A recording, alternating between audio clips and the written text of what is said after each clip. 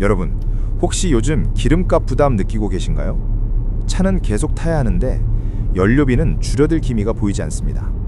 물론 전기차를 구매하면 기름값 걱정은 없겠죠. 하지만 아직 전기차에 대한 걱정이 있는 분들이 계시잖아요. 그래서 최근 다시 관심이 늘고 있는 방법이 있죠. 바로 휘발유 차량을 LPG 차량으로 개조하는 것입니다. 여기서 질문이 생기죠. 처음부터 LPG 차량을 사면 되지 왜 굳이 휘발유 차량에 LPG 개조를 하나요? 맞는 말이긴 하지만 생산될 때부터 LPG로 출고가 되지 않는 차가 있거든요. 그런데 나는 그 차가 너무 마음에 든다. 그랬을 때 그 차를 사서 LPG로 개조해 타고 다니는 거죠. 인터넷을 보면 연료비 절약 효과가 크다, 엔진에도 부담이 적다, 이런 긍정적인 이야기들이 많습니다. 하지만 반대로 출력이 떨어진다, 공간이 줄어든다, 괜히 돈만 들인다, 이런 의견도 적지 않아요. 그래서 오늘 영상에서는 단순 장점만 이야기하는 것이 아니라 실제로 고려해야 할 현실적인 부분까지 포함해 LPG 개조가 어떤 선택인지 실제 개조에 타고 다니는 차주 입장에서 자세히 살펴보겠습니다. 영상 시작하기 전에 구독, 좋아요 한 번씩 눌러주시면 정말 감사하겠습니다.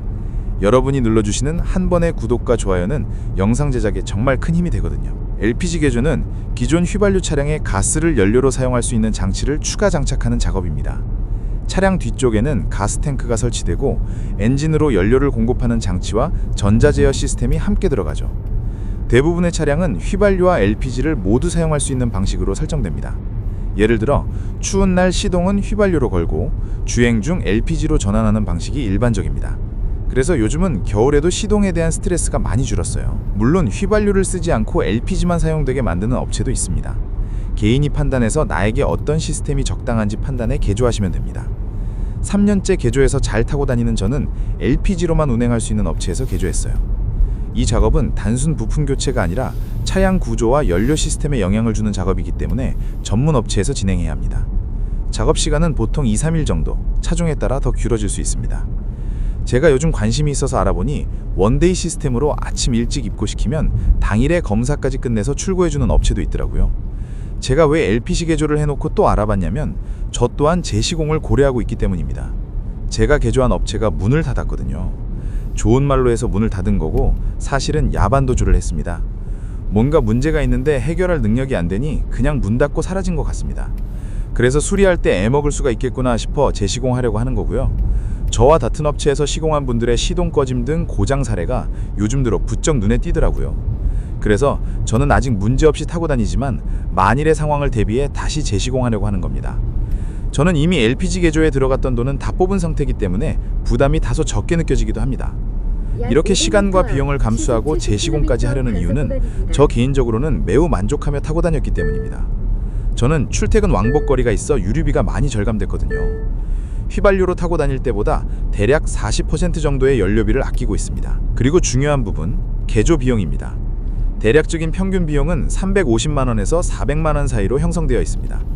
이 비용이 부담인지 투자 가치가 있는지는 다음 내용을 보면 판단에 도움이 됩니다. LPG 개조를 고려하는 가장 큰 이유, 바로 연료비 절감입니다. LPG 가격은 일반적으로 휘발유보다 매우 낮은 수준에 형성이 되죠. 따라서 주행거리가 많은 운전자일수록 유류비 절감이 크게 느껴질 수 있습니다. 예를 들어 매일 출퇴근거리 왕복 50km 이상 또는 장거리 운행이 잦은 경우 연간 연료비 차이는 꽤 크게 벌어질 수 있습니다. 이 경우 개조 비용을 회수하는 기간은 대략 1년에서 2년 정도라고 보시면 될 것 같아요. 하지만 반대로 주말 위주 운행이나 연간 주행거리가 적은 경우라면 절감 효과가 그렇게 많이 체감되지 않을 수 있습니다. 여기서 중요한 포인트 하나, LPG 개조는 무조건적인 연료비 절약 장치가 아니라 주행량이 많을수록 효과를 확실히 느낀다는 점입니다. 즉, 운행 패턴 분석 없이 결정하면 기대보다 만족도가 낮을 수 있습니다. 당연한 얘기겠지만 많이 탈수록 연료 소모량이 많으니 유류비 지출에서 확실히 절감이 더 되겠죠. 연료비 외에도 고려해야 할 요소가 있습니다. 정기 점검 비용, 필터 관리, 시스템 상태 확인 등 추가 관리 요소가 발생할 수 있죠. 또한 차량 구조 변경이 이루어졌기 때문에 정비 시 LPG 시스템 이해도가 있는 정비소가 필요합니다. 보험이나 검사 관련 부분도 개조 여부에 따라 확인해야 합니다. 이런 요소들은 큰 비용은 아니더라도 무시할 수 없는 변수이기도 하죠. 즉, 연료비 절감만 보고 판단하기보다는 전체 유지 구조를 함께 고려해야 합니다. 앞서 간단히 언급했지만 조금 더 구체적으로 살펴보겠습니다. 출력 체감. 모든 차량에서 동일하게 나타나는 것은 아니지만 일부 운전자들은 가속반응 차이를 느끼기도 합니다. 그런데 사실 이 부분은 밟고 다니는 분들 아니면 큰 차이를 못 느껴요. 적재 공간 감소, 탱크 위치에 따라 트렁크 활용도가 줄어들 수 있습니다.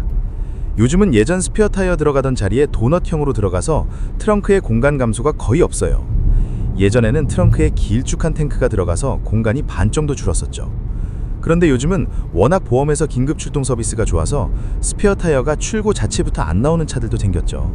그래서 그 공간에 탱크를 설치해서 공간성도 좋아졌습니다. 충전소 악접성, 지역에 따라 충전 편의성이 다르게 느껴질 수 있습니다. 초기 투자 부담, 개조 비용 자체가 즉각적인 절감 효과로 이어지는 것이 아니기 때문에 심리적인 부담이 있을 수 있습니다.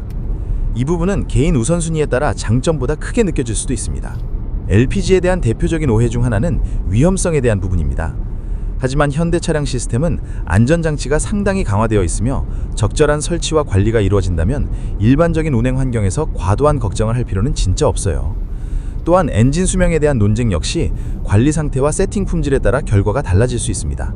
즉, 시스템 품질과 시공 수준이 매우 중요한 요소라고 볼 수 있습니다. 정리해보면 LPG 개조는 누군가에겐 연료비 절감이라는 큰 장점을 제공할 수 있지만 모든 사람에게 최적의 선택은 아닙니다. 핵심은 자신의 운행 패턴, 주행거리, 차량 활용 방식 이 세 가지를 먼저 판단하는 것입니다. 이 기준만 명확하다면 후회 가능성을 크게 줄일 수 있습니다. 여러분이라면 LPG 개조를 선택하시겠습니까? 오늘 영상이 도움이 되셨다면 구독과 좋아요 부탁드립니다. 댓글로 의견 남겨주시면 함께 이야기 나눠보겠습니다. 감사합니다.